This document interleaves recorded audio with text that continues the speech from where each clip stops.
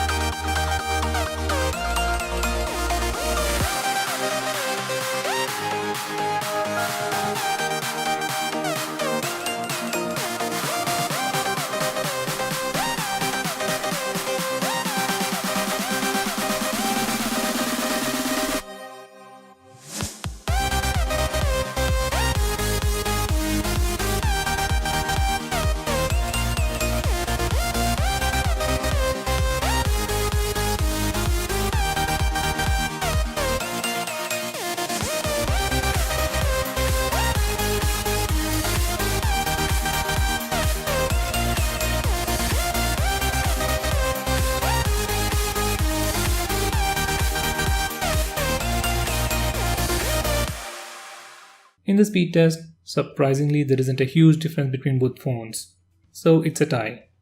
Now for the memory management round, I'll open the first 8 applications on both phones at the same time and open them again in the reverse order to see if they are still in memory. If they are in memory, they should open in less than a second at the same place where I left them earlier.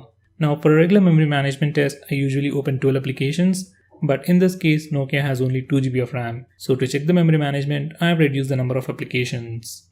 So let's see how they perform.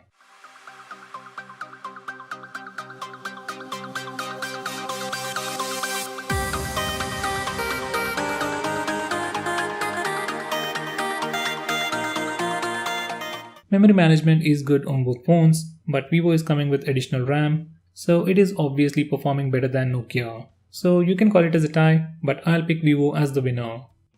Now I'll start opening games. Let's see which phone will be faster.